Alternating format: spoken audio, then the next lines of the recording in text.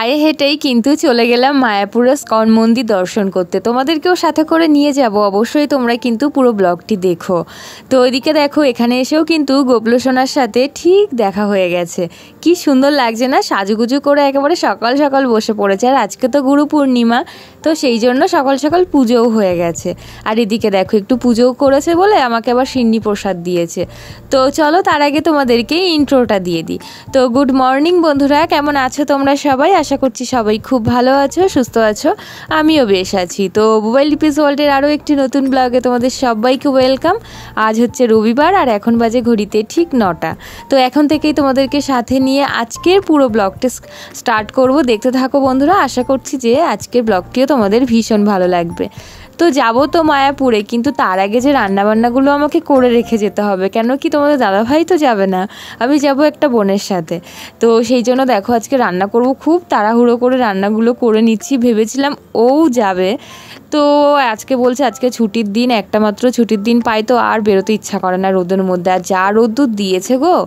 তো ভাবলাম ঠিক আছে, যেতে যখন হবে তাড়াতাড়ি করে তাহলে রান্নাগুলো সেরে ফেলে। এদিকে দেখো ভাড়ালি নিয়ে এসছে, আর ভাড়ালি তো আমি বাড়িতে বটি দাও দিয়েই কাটতাম, কিন্তু এখানে এই ছুরি দিয়ে বেশ ভালোই হলো কাটা, মানে ভেবেছিলাম হয়তো হবেই না। তো যাই হোক, ভাড়ালিটা কেটে রেখেছি, কেটে সিদ্ধ করে রেখে দিয়েছি। আর এদিকে ডালটাও সিদ্ধ করা হয়ে গেছে, একটু কাঁকরোল দিয়ে আজকে মটর ডাল করব। আমি তো মটর ডালই রান্না করি বেশিরভাগ সময়ই। আর এদিকে ভাড়ালিটা রান্নার জন্য দেখো আলুগুলোকে ছোটো ছোটো করে কেটে নিয়েছি, সেটাও ভাজা হয়ে গেছে। ওদিকে ডালটাও নামিয়ে ফেলেছি, ফোড়ন দিয়ে কাঁকরোল দিয়ে মটর ডাল, বেশ কিন্তু টেস্টি হচ্ছে জানো তো।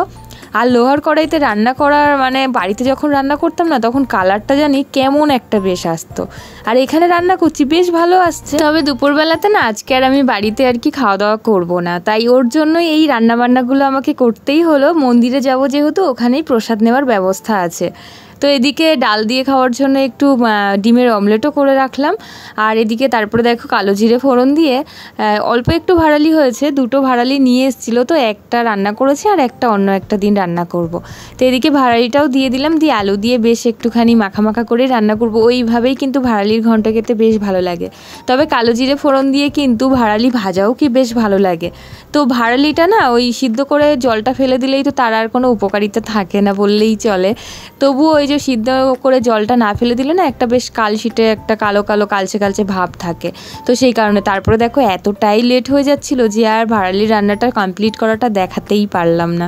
তো এদিকে দেখো কাঁকরোল ভাজা, বেগুন ভাজা, ভাড়ালির ঘন্ট, ডাল আর ডিমের অমলেট, পেঁয়াজ লঙ্কা।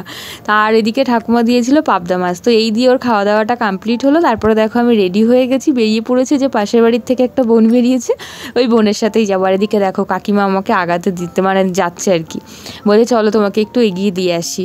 তো এই হচ্ছে ব্যাপার, আমরা কিন্তু হেঁটে হেঁটেই যাচ্ছি মায়াপুর, বেশ কিন্তু মজা লাগছে জানো তো। তোমরা অবশ্যই শর্ট ভিডিওটা দেখে নিও। শর্ট ভিডিওতে কিন্তু আমি তোমাদেরকে সুন্দরভাবে রাধাকৃষ্ণের মন্দিরটা আর রাধাকৃষ্ণের মূর্তিটা খুব সুন্দরভাবে তোমাদেরকে দেখিয়েছি। লং ভিডিওতে হয়তো বেশিভাবে ভালো করে দেখাতে পারিনি, শর্ট ভিডিওটা প্লিজ গিয়ে দেখে এসো। তো তারপরে দেখো দুপুরে রোদ্দুরের মধ্যে যাচ্ছি হেঁটে হেঁটে, ভীষণ কষ্ট হচ্ছে জানো না, এতটা রোদ্দুর। মানে এখানে সম্ভবত এত রোদ এত গরম পড়ে না, তবে আমি আসার পর থেকে এত গরম এত রোদ্দুর সে আর থাকা যাচ্ছে না। তো যাই হোক, যাচ্ছি হচ্ছে এখানকার মায়াপুর স্কন মন্দির। মানে মায়াপুরে যেরকম স্কন মন্দির আছে, এখানেও একটা ছোট্ট স্কন মন্দির আছে। ऐसा कोई भी चीज जो हमारे ध्यान को आकृष्ट करे वो हमारी भक्ति के लिए डिट्रीमेंटल है, चाहे वो स्त्री ही क्यों ना हो। इसलिए शास्त्र में एक जगह बताया गया है कि स्त्री धारण करना भी हमारे भगवत धाम जाने के टाइम को बढ़ा देता है। क्यों? धारण करने में कोई दिक्कत नहीं है, लेकिन एक्सेस अटैचमेंट से दिक्कत है। अगर किसी भी चीज से, एक रसगुल्ले से भी एक्सेस अटैचमेंट हो गया ना, तो हमारा भक्ति को बाधित कर देता है। चाहे वो शॉल ही क्यों ना हो, स्त्री ही क्यों ना हो, पुरुष ही क्यों ना हो, घर ही क्यों ना हो, धोती ही क्यों ना हो, माइक ही क्यों ना हो, मोबाइल ही क्यों ना हो, वो भगवान की तरफ हमारी भक्ति को डिट्रीमेंटल रोक देता है। तो ऐसा कोई भी चीज जो ध्यान आकृष्ट कर रहा है उसको स्वीकार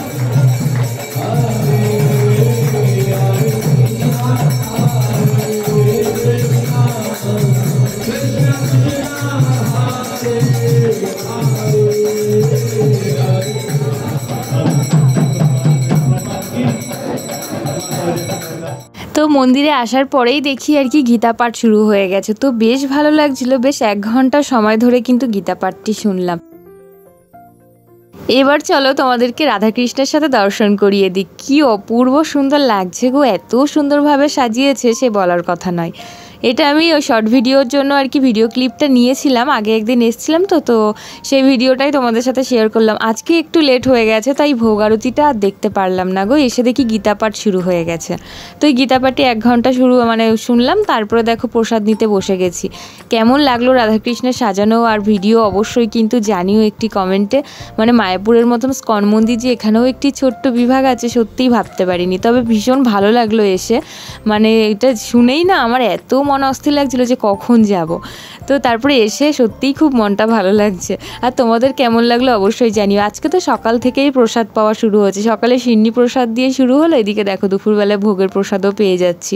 তো ভোগে ছিল অন্ন প্রসাদ, ছিল ডাল, ছিল কচি শাক, ছিল পাঁচমিশালির তরকারি, পনির তরকারি। তো এই দিয়ে আজকে দুপুরবেলাটা ভোগ নিয়েই আর কি শেষ করলাম। তো কেমন লাগলো সারাদিনের ভিডিওটি অবশ্যই কিন্তু জানিও কমেন্টে। আর পায়ে হেঁটেই কিন্তু সত্যি সত্যি মায়াপুরের স্কন মন্দির দর্শন করলাম। বলো তাহলে এখানেই ভিডিওটি শেষ করছি, দেখা হবে নেক্সট ব্লগে। ততক্ষণ কিন্তু সবাই ভালো থাকবে। চলো বাই, টাটা।